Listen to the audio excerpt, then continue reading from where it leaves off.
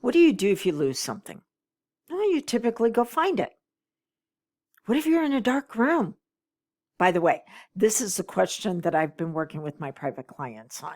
And they're like, Dawn, what does this have to do with us going after our goals? So humor me. So what do you do if you're in a dark room? You turn on the light. What if you're in a dark room that you might be unfamiliar with? Well, typically in looking for that light switch, you're tentative on how you move forward. You want to be careful that you're not stubbing your toe or banging your knee or jamming your shin. Yeah. And then you turn on your light and go looking for what it is that you feel like you might have misplaced. A lot of times when we've been through an experience that has been dark, we can say, I've learned some lessons from this. Yes, you have learned some lessons on how to protect yourself. You've learned some lessons on how to avoid getting hurt, very similar to stubbing that toe or banging that shin. But that doesn't always translate into finding what it is that you want when the lights are on. You see, there are two different types of goals. One is known as approach, and the other one is known as avoid. I had a client call me this morning and say, oh my gosh, celebration, ran into my ex, and I noticed everything that I did not see clearly the first time around, and I've got everything that I want to avoid in future situations. I'm like, that's phenomenal. But you got to be careful when you turn on too much of what you want to avoid, because that doesn't get you to the light switch. You're just too engaged in protection. And then what happens is that you turn on your RAS, your reticular activating system, to be hyper vigilant on what might hurt because you've been hurt before. There's a difference between hyper awareness and hypervigilance. Hyper awareness says, okay, I got this and I know what to do moving forward. Hypervigilance says, I have to be on the constant lookout because it's going to happen again. And this is when you become disordered, because instead of focusing on what you want, you're focused on what you don't want. So you become disordered. And a system too long in disorder becomes dysregulated, where the fear's turned on constantly. And then from there, you begin to become dysfunctional, because how the mind does one thing, it will do most things. And now you're looking at all the areas that you need to protect yourself. And then you can go toxic and start feeling really sick. So what do we need to do instead? I'm going to give you a very simple exercise, at least part of one that my clients are working through right now.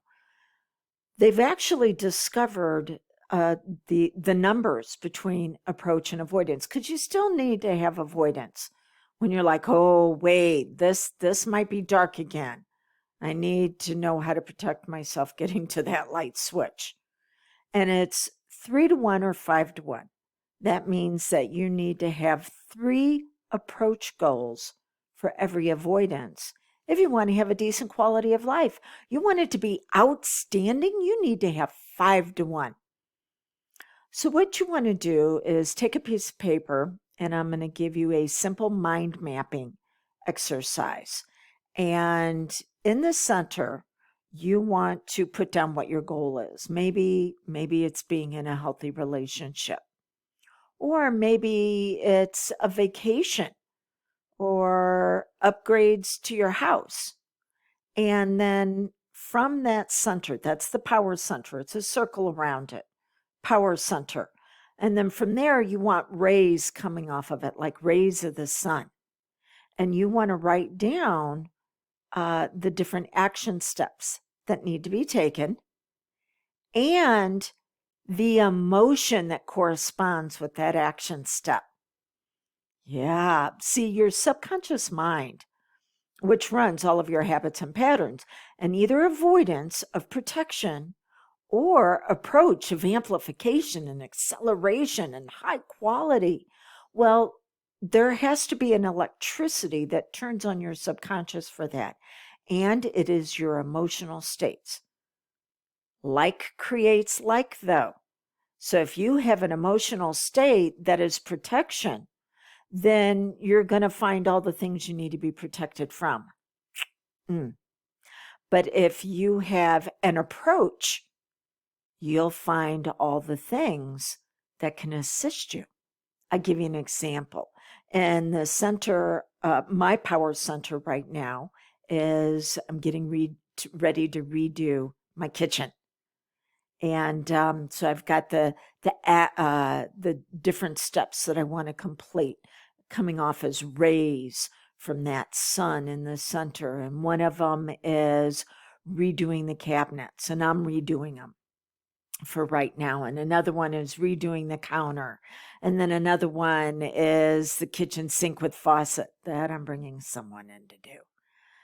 So there are different emotional states that come along with each one of them.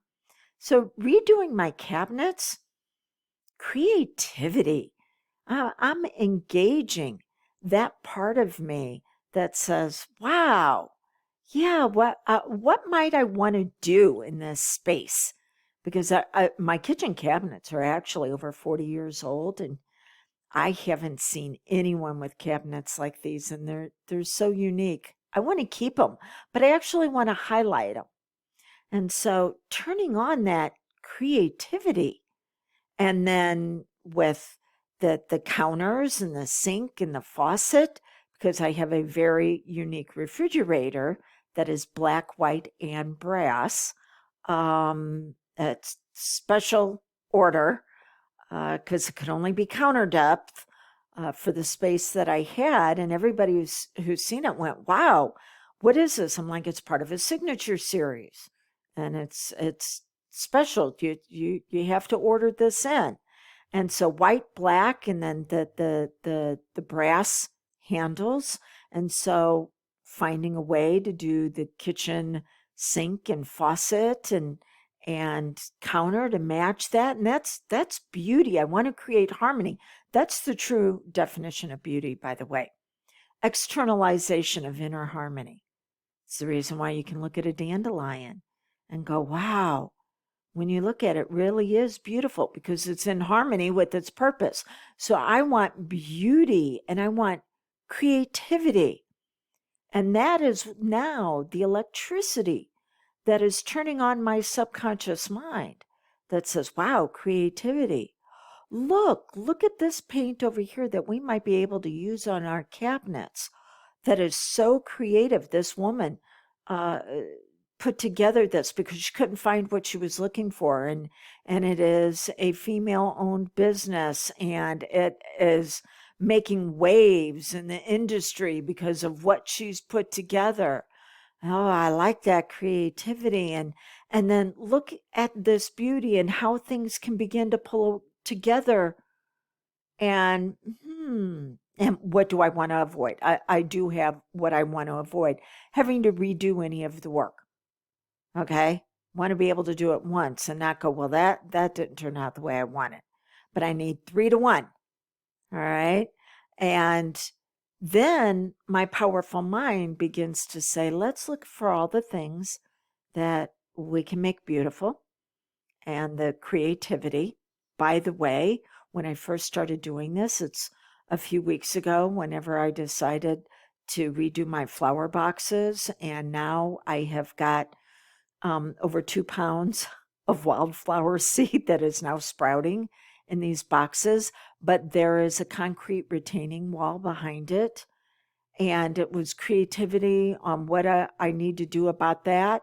And it was like, plant sunflowers that will attract in the birds and the bees and the butterflies along with the wildflowers. But the sunflowers will get high enough, they'll be able to cover that concrete wall until you get ready to build some things that will cover it up.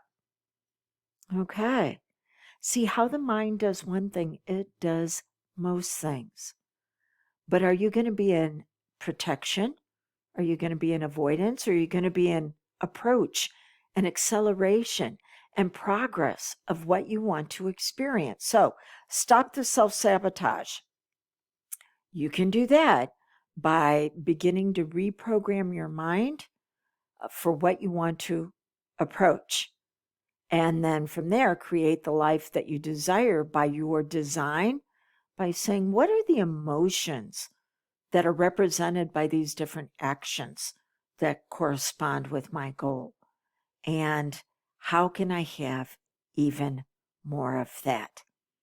So remember, your number is 3-1 or 5-1. I personally like the number 5 because it's grace, unearned favor.